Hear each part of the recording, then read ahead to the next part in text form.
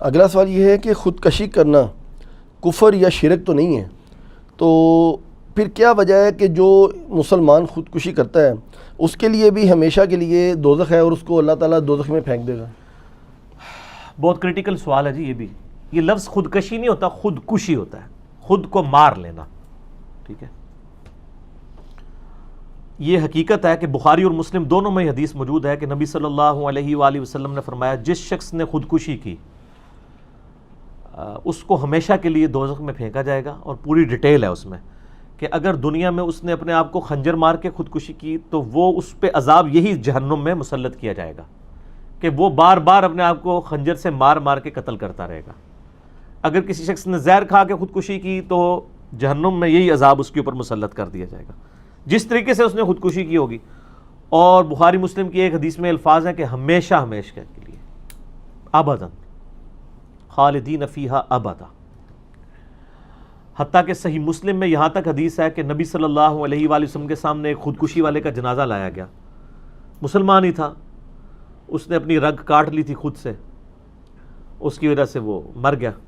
تو نبی صلی اللہ علیہ وآلہ وسلم نے اس کا جنازہ پڑھنے سے انکار کر دیا، لیکن اصحاب کو اجازت دے دی. خودکشی کرنے والا ہوتا مسلمان ہی ہے.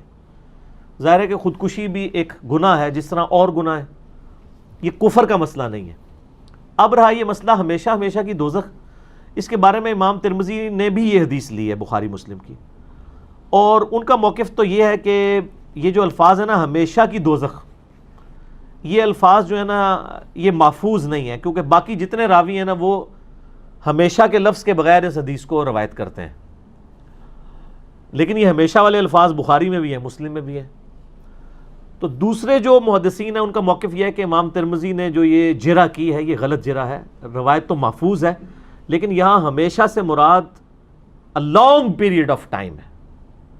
ٹھیک ہے، جس طرح انسان غصے کے لیے کہتا ہے کہ میں کبھی تجھ سے بات نہیں کروں گا، یہ نہیں ہوتا کہ پوری زندگی نہیں کروں گا. ٹھیک ہے، میں انہوں اپنی شکل بھی نہ دکھائی اور قیامت تک، یہ بھی لفظ لوگ بول دیتے ہیں، قیامت تک تیرے نال گل نہیں کرنی، پھر کر لیتے ہیں. یعنی اپنے غصے کا اظہار ہے کہ ہمیشہ کے لیے، یہ لانگ پیریڈ آف ٹائم کے لیے وہ دوزخ میں رہے گا، لیکن الٹیمیٹلی وہ بخشا جائے گا اس لیے کہ وہ ہے تو مسلمان، کیونکہ اس کا جنازہ بھی پڑھا گیا ہے اور خودکشی والے کا جنازہ تو پڑھا جائے گا. لیکن اس میں یہ ہے کہ چونکہ نبی علیہ السلام نے نہیں پڑھا، اس لیے امام ترمذی نے بھی اس حدیث پہ بحث کی ہے کہ جو محدثین ہیں ان کا موقف یہ ہے کہ جو یعنی ڈومیننٹ پرسنالٹیز ہیں، جو عالم ہیں، جن کے لوگ فالورز ہیں، وہ لوگ خودکشی والے کا جنازہ نہ پڑھیں، تاکہ وہ ایک انڈیکیٹر، ایک سگنل جائے باقی لوگوں کو کہ اس نے چونکہ خودکشی کی تھی اس لیے اس کا جنازہ نہیں پڑھا گیا. نبی علیہ السلام نے اسی لیے نہیں پڑھا. ایون بخاری مسلم میں آتا ہے آپ علیہ السلام نے مکروز کا جنازہ نہیں پڑھا، اور بخاری مسلم میں یہ بھی حدیث ہے کہ شہید کا ہر گناہ معاف ہو جاتا ہے سوائے قرض کے. پھر بخاری مسلم کی اس حدیث میں آتا ہے کہ وہ مکروز کا جنازہ نہیں پڑھا، آپ نے فرمایا تم پڑھ لو میں نہیں پڑھوں گا. پھر ایک صحابی نے ذمہ داری لی تو پھر نبی علیہ السلام جنازہ پڑھانے کے لیے آمادہ ہوئے. اچھا، اب خودکشی والے کا جو جنازہ ہے نا جی، وہ آپ علیہ السلام نے تو نہیں پڑھا لیکن آپ نے اصحاب کو روکا نہیں ہے. ظاہر ایک گناہ ہے. اس میں ایک موقف یہ بھی آیا کہ جو بندہ خودکشی کو حلال سمجھ کے کر لے تو وہ چونکہ کفر کرے گا اور کفر پہ مرا ہے تو ہمیشہ کے لیے دوزخ ہے. تو یہ بات بالکل ٹھیک ہے. لیکن مسلمانوں میں کوئی بھی شخص خودکشی کو حلال سمجھ کے تو نہیں کر رہا ہوتا. وہ جس طرح باقی گناہ جو ہیں وہ نفس سے مغلوب ہو کے کرتا ہے، زنا کر بیٹھا، چوری کر بیٹھا، کسی کو قتل کر بیٹھا، یہ نفس سے مغلوب ہوتا ہے نا. وہ یہ تو نہیں کوئی بھی مسلمان جو قاتل ہے اس سے بھی اگر آپ پوچھیں کہ یار کسی مسلمان کو مارنا جائز ہے یا کسی کافر کو بھی ناحق قتل کرنا، تو اس کو بھی پتہ ہوتا ہے نہیں جی سورۃ المائدہ میں آیت ہے جس نے ایک انسان کو قتل کیا گویا اس نے پوری انسانیت کو قتل کیا. تو یہ ہے تو غلط ہے لیکن بس مجھے غصہ تھا. آپ سر ان سے پوچھیں جو قاتلین جو ہے نا، ذرا ایک بار جیل کا، میں کہتا ہوں یہ صرف ہمارے میڈیا کے لوگ نا جو جیل میں لوگ قید ہیں نا، ان کے لائیو انٹرویوز جو ہے نا پبلک کو دکھا دیں تو باقی لوگ بندے کے پتر مر جائیں گے. حقیقت بات، جو لوگ اس طرح اندر قید ہیں نا وہ کہتے ہیں جی آپ کو کوئی تھپڑ مارے، گالیاں دے، آپ کے منہ پہ تھوک بھی دے نا تو پائی معافی مانگ کے تسی سیٹ ہو جائے گا، ماریو نہ کسی نو. سر 15-20 سال جس کو جیل کاٹنی پڑ جائے، آپ کو 15 سال کے لیے اپنے گھر کے کمرے میں بھی قید کر دیں تو آپ مر جائیں گے اس تصور سے ہی. تو یہ بہت بڑی سزا ہوتی ہے. تو لہٰذا یہ جو جرم کر کے قید ہے نا، ان کی وہاں کی روداد لوگوں کو سنائے نا جو جیل کا ماحول ہے، تو باہر کے لوگ کبھی جرم کریں بھی نہ. وہ یہ تو باہر لوگ جذبے میں ایک جوش میں آ کے کوئی کام کر دیتے ہیں، پھر جب اندر جاتے ہیں ان کو پتہ چلتا ہے یہ تو بڑی مشکل زندگی ہے، یہ ہم مطلب اس طرح کرتے پھر رہے تھے. تو خودکشی والے کا جنازہ اہل علم نہیں پڑھیں گے جو دین میں ڈومیننٹ پرسنالٹیز ہیں. میں نے کئی دفعہ بتایا کہ ہمارے درس میں ایک بھائی آتے تھے، 2008-9 کی بات ہے، جب میں گھر میں سنڈے والے دن کو آنسر سیشن کرتا تھا، اس میں 8-10 لوگ ہی ہوتے تھے اس وقت. تو وہ دعوت اسلامی سے تھے، تقریباً 17-18 سال عمر تھی ان کی، حفظ قرآن کیا ہوا تھا انہوں نے، اور ماشاءاللہ قرآن ان کو اچھا آتا تھا. پھر وہ ترجمہ کلاس میں بھی بیٹھنا شروع ہوئے، ان کے عقائد کی بھی اصلاح ہونا شروع ہو گئی تھی. اچانک ایک دن خبر آئی کہ وہ فوت ہو گئے. تو جب تحقیق کی تو پتہ چلا کہ وہ خودکشی کی تھی. کوئی چکر تھا، بل وہ مجھے اب ڈیٹیل نہیں پتہ کیا تھی. اس نے وہ جو سویپ ہوتا ہے نا، یہ تیزاب یہ پی لیا تھا. تیزاب تو تھوڑا سا بھی اندر گلے میں چلا جائے تو وہ تو اندر آنتوں کو کاٹ دیتا ہے نا، اس کی تو ریکوری نہیں ہوتی. تو جیلم کی ہسٹری کا سمجھ لیں چند بڑے جنازوں میں سے ایک وہ جنازہ تھا. یہاں پہ جوان موت کی وجہ سے لوگ چلے گئے نا. اب میرے تو درس میں آتا تھا، میرے ساتھ اس کا تعلق بھی تھا، سب کچھ تھا. میں صرف اس وجہ سے جنازے میں شامل نہیں ہوا کہ میری طرف سے ایسا سگنل نہیں جانا چاہیے کہ ایسے بندے کا جنازہ میں نے پڑھا ہے جس کو لوگ، یعنی اس وقت تو خیر اتنی فالوئنگ نہیں تھی، لیکن ہمارے اپنے لوگ تو جانتے ہی تھے نا میرے علاقے کے، اور مجھے پتا تھا کہ نبی الاسلام نے اس طرح پڑھنے سے منع فرمایا. باقیوں کو روکنا نہیں چاہیے، ہم نے کسی کو روکا نہیں ہے، لیکن میں نے جنازہ نہیں پڑھا تھا. اور یہاں پہ جو لڑکی لڑکا بھی خودکشی کر لیتے ہیں عشق مشوقی کے چکر میں، ان کا جنازہ بہت بڑا ہوتا ہے. تو یہ آپ خودکشیوں کو خود پروموٹ کر رہے ہیں نا سر. مطلب ایک مسلمان کو تو زیب نہیں دیتا کہ وہ خودکشی کرے. اس لیے آپ دیکھ لیں کہ جو لوگ پریکٹسنگ مسلمان ہیں نا، چاہے وہ کسی بھی فرقے کے ہیں، وہ خودکشی نہیں کرتے، کیونکہ ان کو پتا ہوتا ہے کہ یہ گناہ بہت بڑے لیول کا گناہ ہے. میں نے ویسے آج تک نہیں سنا کسی مولوی نے خودکشی کی ہو. اور تسی یہ نہیں کہنا کہ مولوی صاحب ویسے ہی روٹی ٹکر پورا ہو جاتا ہے کہ خودکشی کرنی ہے. اتنا بھی نہیں ہے، مشکل لائف گزار رہے ہوتے ہیں. لیکن دین پہ چلنے کی وجہ سے کم از کم اتنی سمجھ ضرور آ جاتی ہے کہ جو تھوڑا بہت بھی دین کا جاننے والا ہے نا، وہ خودکشی کرتا نہیں ہے. یہ سارے دنیا کے چکر میں کر رہے ہوتے ہیں. جتنے دیندار لوگ ہیں نا، ان میں بہت کم ریشو ہے، نیگلیجیبل ہے. اور جو دنیا سے محبت کرنے والے ہیں، آپ یورپ امریکہ میں دیکھ لیں خودکشی کا رجحان کیا ہے. وہ دنیا اورینٹیڈ ہے. ان میں دنیا میں کوئی ناکامی آ گئی، وہ کہتے ہیں جناب بس اب اس دنیا میں ہمارے لیے کچھ نہیں رہا. اب تو کہتے ہیں کہ مر جائیں گے. مر کے بھی نہ چین پایا تو کدھر جائیں گے. یہ مرنے کے بعد سر زندگی میں جان نہیں چھوٹی، جان پھنس گئی. لوگ یہ سمجھتے ہیں کہ مر گئے تو وہ تو بار بار عذاب وہی بھگتنا پڑے گا، وہی عذاب مسلط کر دیا جائے گا، ولیعوذ باللہ تعالیٰ. تو یہ تو خودکشی والا معاملہ جو ہے یہ بھی صرف دین سے دوری اور خدا سے دوری کی وجہ سے ہوا ہے. ادروائز تو جس کو تھوڑی سی بھی سمجھ ہے وہ یہ کبھی بھی رسک نہیں لے گا کہ اپنی لائف کو ختم کرے. ہاں اگر آپ کی زندگی میں خدا ہے تو پھر آپ ہر معاملے میں یہ سمجھیں گے کہ اللہ کا تو یہ وعدہ ہے وَلَنَبْلُوَنَّكُمْ بِشَيْءٍ مِّنَ الْخَوْفِ وَالْجُوعِ وَنَقْصٍ مِّنَ الْأَمْوَالِ وَالْأَنفُسِ وَالثَّمَرَاتِ.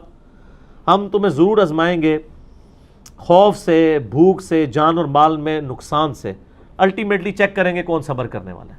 انبیاء کرام پہ تھوڑی تکلیف آئی ہیں. جامعہ ترمذی میں حدیث ہے سب سے زیادہ تکلیف پیغمبروں پہ آتی ہیں، اس کے بعد ان پہ آتی ہیں جو پیغمبروں کے بعد اللہ تعالیٰ کو محبوب ہوتے ہیں، اور اس کے بعد ان پہ آتی ہیں جو ان کے بعد اللہ تعالیٰ کو سب سے بڑھ کر محبوب ہوتے ہیں. حضرت حسین بن علی رضی اللہ تعالیٰ عنہ علیہ السلام پہ کتنی تکلیف آئی ہے. کوئی سوچ سکتا ہے کہ پورا خاندان جو ہے وہ ایک ہی دن کے اندر ختم کر دیا جائے سمیت ان کے، اور نہ صرف ختم کیا جائے بلکہ گھوڑوں کے ٹاپوں کے نیچے لاشوں کے ٹکڑے کیے جائیں. سر لوگ تو دنیا میں مثال دیتے ہیں نا جی، وہ جوان بیٹے کی لاش جو ہے وہ ایک باپ کے کاندھے کے اوپر سب سے بڑی وزنی دنیا میں چیز، اور وہاں پہ کتنے بیٹے قربان ہو گئے اور ایک ایک کی لاش حضرت حسین بن علی خود اٹھا رہے ہیں. تو سر پھر مرتبہ جب ملتا ہے تو پھر وہ تکلیف بھی اٹھانی پڑتی ہے. یہاں لوگ سمجھتے ہیں تکلیف کا مطلب یہ ہے کہ کوئی اللہ تعالیٰ کی طرف سے یہ ایسا نہیں ہونا چاہیے تھا. اس میں قصور ہمارے واعظین کا بھی ہے. یہ جو لوگوں کو کہانیاں کرا رہے ہیں جی آپ بس جی نماز شروع کر دیں تو ساری تکلیفیں دور ہو جائیں گی. سر یہ کہاں لکھا ہوا ہے؟ تو نبی علیہ السلام ان کے صاحب نمازیں نہیں پڑھتے تھے، ان کی تکلیفیں کیوں نہیں دور ہوئی ہیں؟ تکلیفیں تو آنی ہیں. اور سر لوگوں کو تکلیفوں کے لیے گائیڈ کریں. گاڈ کے تصور کے بغیر آپ دنیا نہیں گزار سکتے، کڑ کڑ کے مر جائیں گے. ٹھیک ہے، اس میں آپ کو صرف ایک آیت ضمناً بتا تو مجھے یعنی چلتے ہوئے یاد آ گئی. سورہ الحدید میں ایک آیت ہے جس میں اللہ نے فلسفی بھی بتا دی. اعوذ باللہ من الشیطان الرجیم، بسم اللہ الرحمن الرحیم. سورۃ الحدید کی آیت نمبر 22 ہے، یہ کرامت ہے جی، ڈائریکٹ ہی نکل آئی ہے.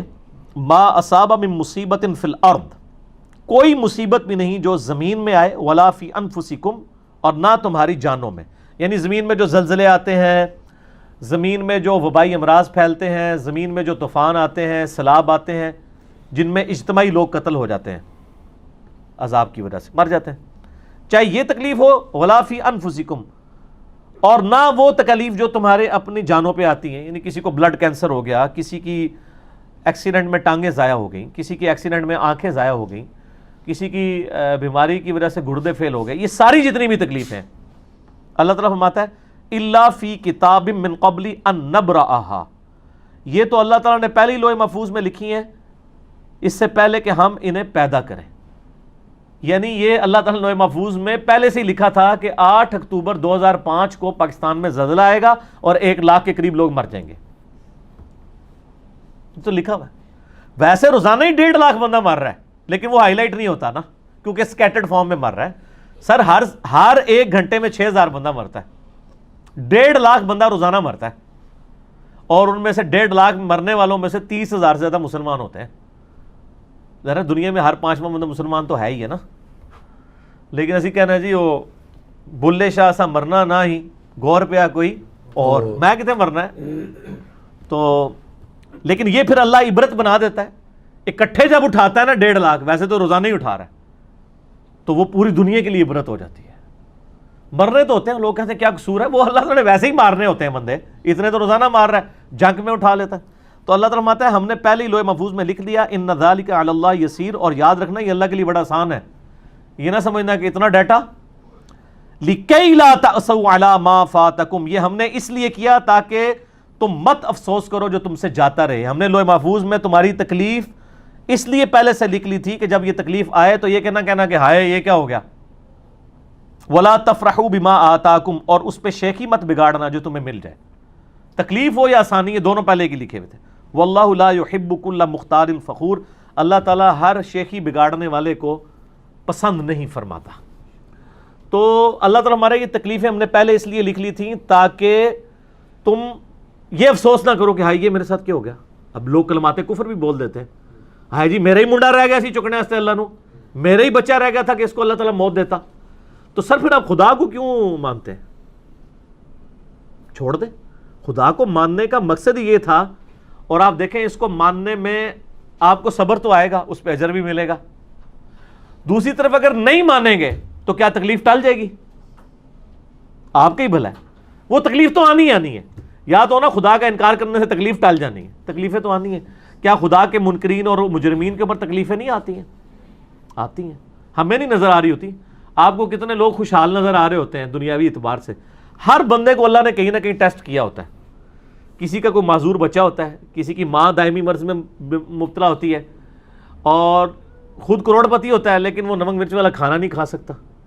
ہر بندے کو کہیں نہ کہیں اللہ تعالیٰ نے at the end of the day سارے برابر ہی ہوں گے. تو سر خودکشی نہ کریں. سب کچھ کر لیں لیکن خودکشی نہ کریں.